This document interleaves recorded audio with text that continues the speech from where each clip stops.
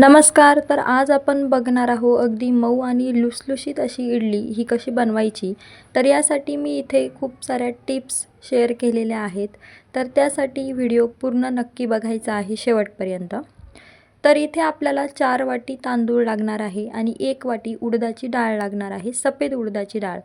तर रेशनचा तांदूळ इथे वापरायचा आहे, की रेशनच्या तांदळाची जी इडली असते ती अगदी छान टम्म अशी फुगते आणि छान मऊ लुसलुशीत होते.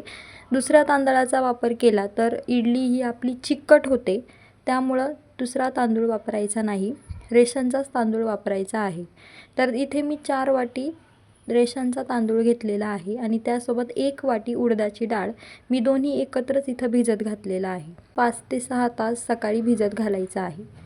त्यानंतर व्यवस्थित 2 ते 3 चमचे हे मिक्सरच्या भांड्यामध्ये काढून घ्यायचे आहे आणि आपल्याला आता हे व्यवस्थित मिक्सरला बारीक तयार करून घ्यायचं आहे, त्याची पेस्ट बनवायची आहे.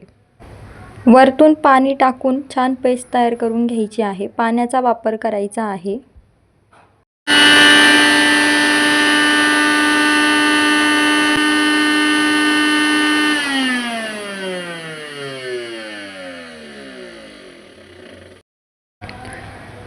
तर तुम्ही बघू शकता ह्या प्रकारे आपल्याला मिक्सरला बारीक अशी पेस्ट तयार करून घ्यायची आहे.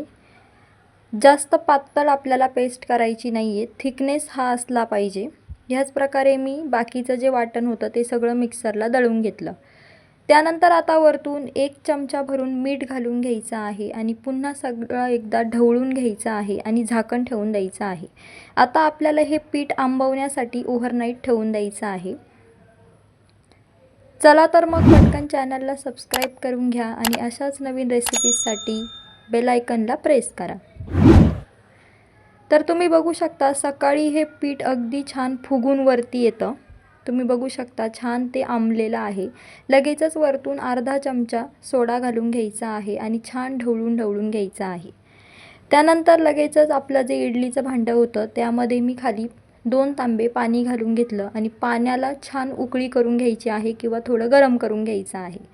त्यानंतर जे इडलीचे भांडे आहेत ते लावून घेण्यासाठी तर छान भांड्यांना खाली तेल लावून घ्यायचं आहे, जेणेकरून आपली इडली खाली भांड्याला चिटकत नाही आणि मस्त पीठ हे काठोकाठ भरून घ्यायचं आहे. तुम्ही बघू शकता मी छान भांडे भरून घेतले. त्यानंतर आपलं पाणी गरम झालेलं होतं. लगेचच मी वरतून भांडे घालून घ्यायला सुरुवात केली आणि व्यवस्थित भांडे सेट करून घ्यायचे आहे. त्यानंतर वरतून झाकण ठेवून द्यायचं आहे आणि आता आपल्याला इथे 10 ते 15 मिनटं छान इडलीला वाफ देऊन घ्यायची आहे, जेणेकरून ते छान मस्त शिजतात. तर तुम्ही बघू शकता अगदी छान त्या फुगलेल्या होत्या. तर नक्की ट्राय करा आणि जर व्हिडिओ आवडला असेल तर शेअर करायला मात्र विसरू नका. आणि मी खाली डिस्क्रिप्शनमध्ये सांबार कसं बनवायचं अगदी हॉटेलसारखं त्याची रेसिपी देखील शेअर केलेली आहे, नक्की जाऊन एकदा बघा.